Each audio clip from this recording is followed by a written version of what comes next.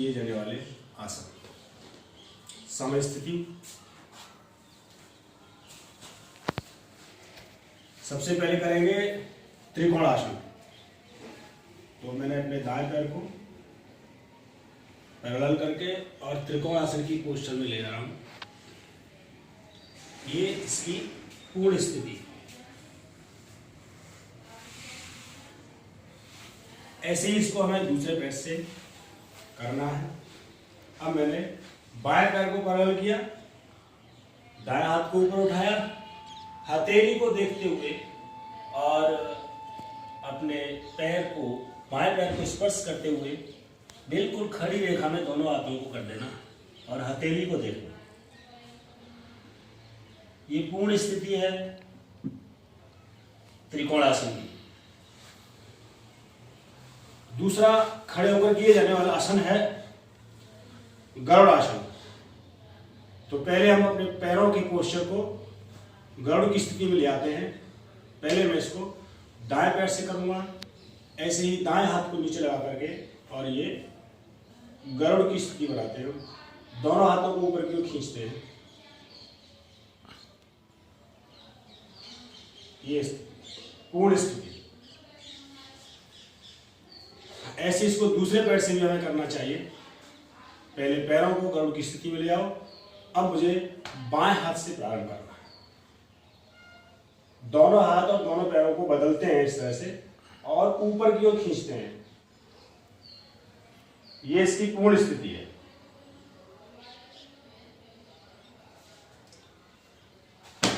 अब तीसरा आसन है नटराज आसन। तो इसमें हमें नटराज का पोर्शन बनाना पड़ता है।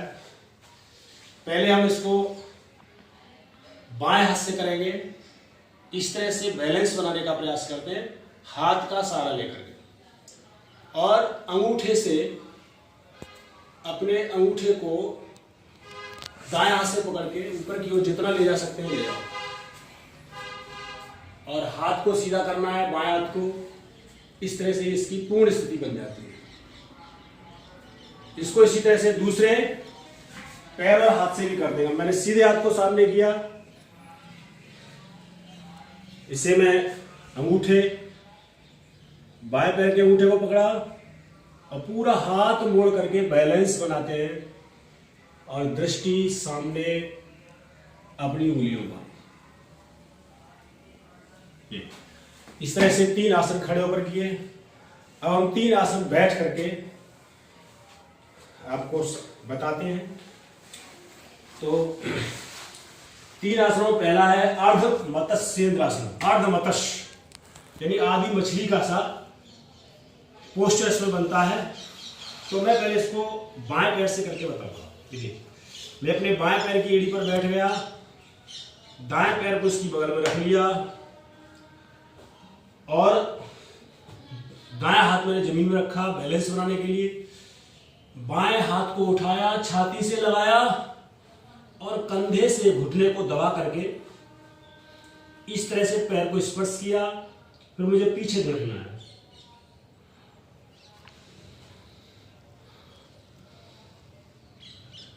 ये आधी मछली का सा पोस्चर बन जाता है। इसमें कमर को ट्विस्ट किया जाता है, कमर को ट्विस्ट। ऐसे ही हम दूसरे पैर से भी इसको पूरी स्थिति में लाने के लिए करेंगे। मैं अपने दाएं पैर की एड़ी पर बैठ गया। अब बाएं पैर को घुटने के बगल में लगाया, बाएं हाथ को मैंने इस तरह से पीछे की ओर रखा संतुलन बनाने के लिए, और दाएं हाथ को छाती से लगाते हुए घुटने को कंधे से दबाना इस तरह से। ये देखिए, और इसकी पूर्ण स्थिति में आप दूसरा हाथ भी उठा सकते हैं, ऐसे चिपका करके पीछे की ओर देखना।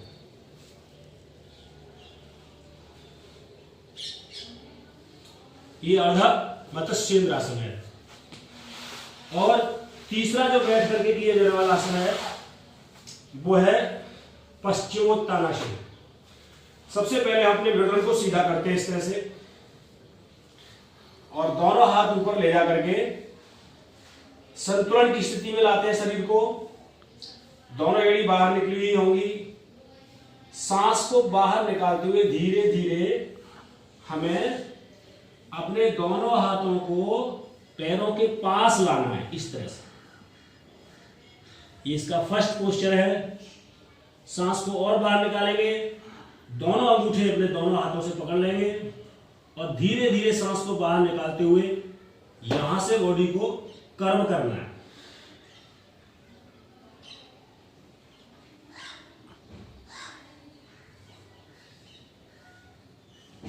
यह है अर्ध मत्स्य आसन। इसको पूर्ण स्थिति में अगर करना चाहें तो ये है।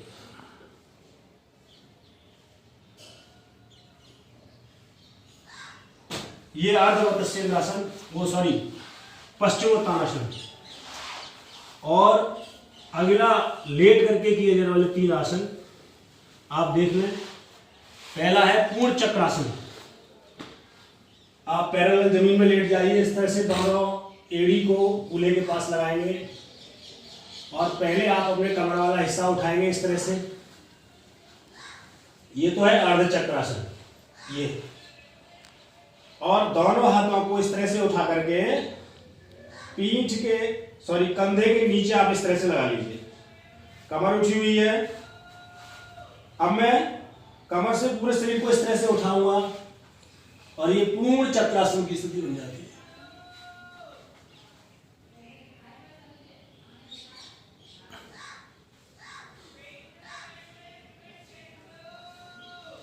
ये मेरुदंड को फ्लेक्सिबल बनाने के लिए बहुत ही लाभकारी आसन है। इसका नाम है पूर्ण चक्रासन। अब हम आपको बृहस्पतिक आसन का पोस्चर बताएंगे। थोड़ा कठिन है तो फिर भी मैं प्रयास करूंगा, आप देखना, वीडियो थोड़ा से बना लेना, कोशिश करना। तो हम इसके लिए पहले अपने दोनों हाथों को इस तरह से रखेंगे और यहां वजन लाना है पूरी बॉडी का। तो गर्दन को सामने की ओर रखना है। आपकी कोहनी पर यहां से यहां तक पूरा वेट बॉडी का आएगा। ये पोस्चर आप बनाइए।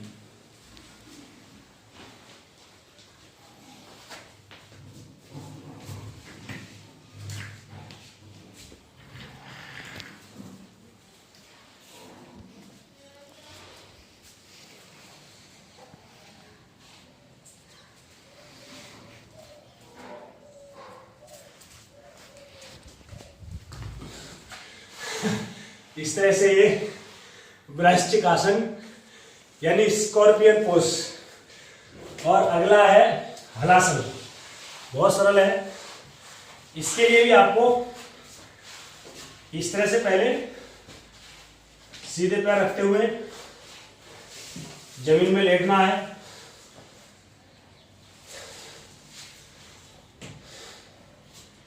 थोड़ा रिलैक्स कर रहा हूं मैं। और धीरे धीरे आपको हथेली का सहारा लेके एड़ी को बाहर निकालते हुए और पूरी कमर को कंधों पर ले आना है, बॉडी वेट। ये देखिए, पूरा बना लो चार। ये है हलासन। हल्का सा पोज है, हल, खेत जोतने वाला हल।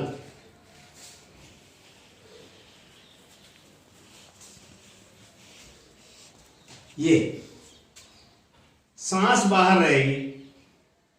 इस तरह से हमने ये तीनों आसन किए। अब 3 बंद हैं, वो भी आप देख लो, मैं व्याख्या करूंगा और बताऊंगा। इसमें आप बंद लगाने के लिए सर्वोत्तम आसन होता है कमल या पद्म का आसन। इस तरह से आप पद्मासन पर बैठ जाएंगे। और पहला बंद है उड्डयन।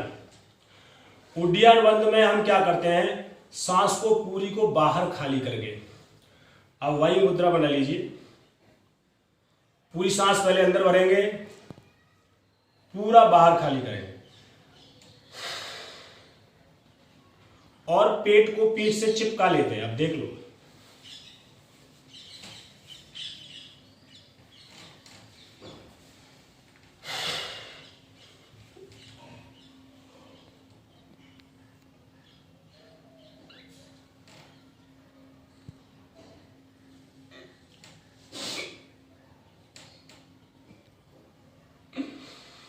ये उड्डयन बंद है, यहां हम वायु को बाहर निकाल करके यहां एक ढक्कन लगाते हैं।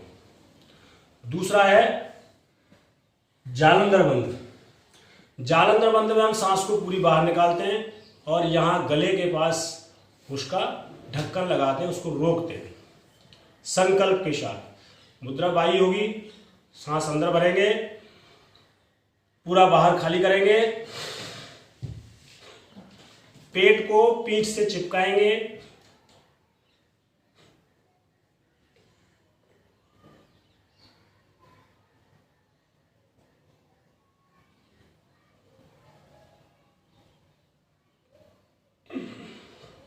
इस तरह से ये मूल बंद का जालंधर बंद का पोस्चर है।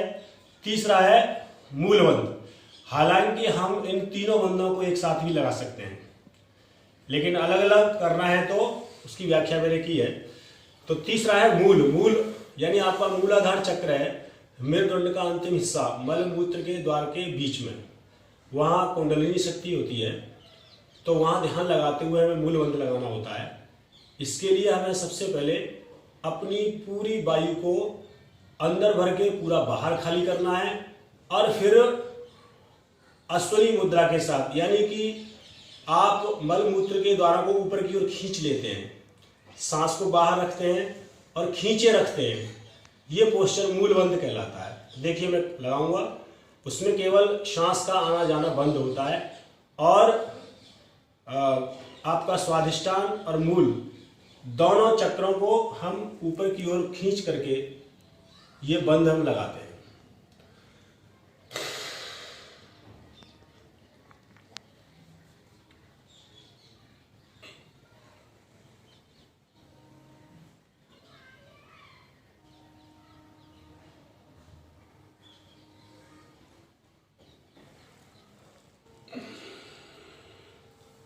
अब मैं 3 बंदों को एक साथ भी लगाने का प्रयास करूंगा।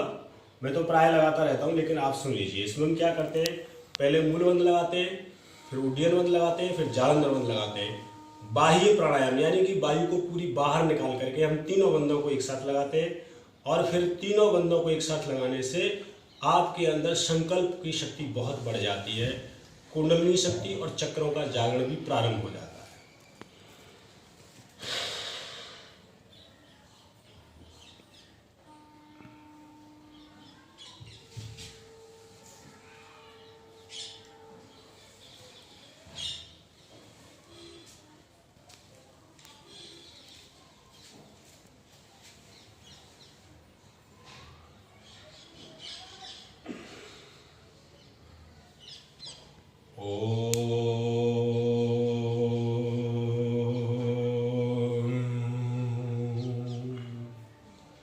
इस तरह मैंने आपको परिषदीय विद्यालयों में जो योगाभ्यास प्रतियोगिता हो रही है उसके विषय में जो कराए जाने वाले आसन और बंध जो मैंने आपको बताए हैं, प्राणायाम भी आप देख लीजिए। उस प्रतियोगिता में प्राणायाम भी हैं, वो 3 प्राणायाम हैं।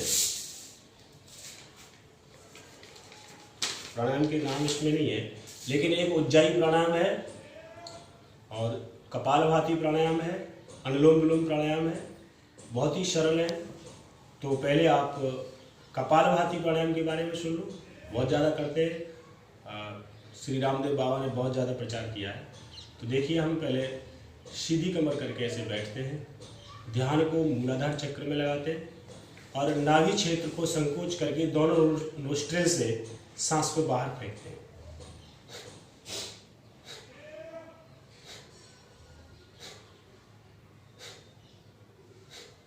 यह है आपका कपालभाति प्राणायाम। अनुलोम विलोम में आप सब जानते हैं 4 चक्र हैं इसके। बाएं नोस्ट्रिल से सांस को अंदर भरना,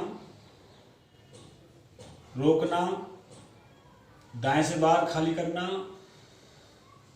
बाहर रोकना, दाएं से अंदर खींचना,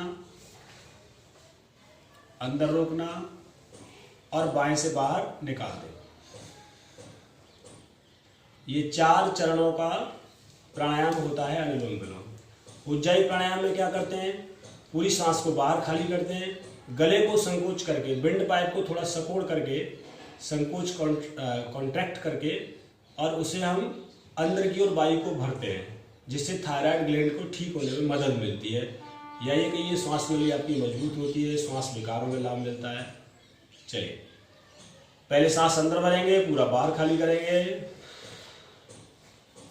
गले को संकोच करेंगे और सांस को अंदर भरना है, अंदर।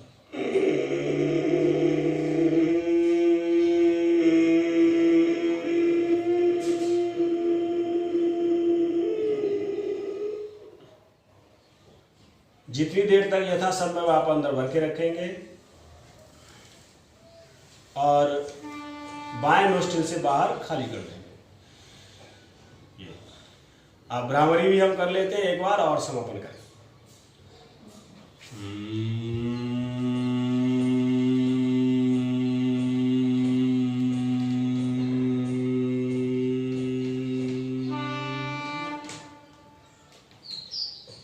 एक बार प्रणव का जप।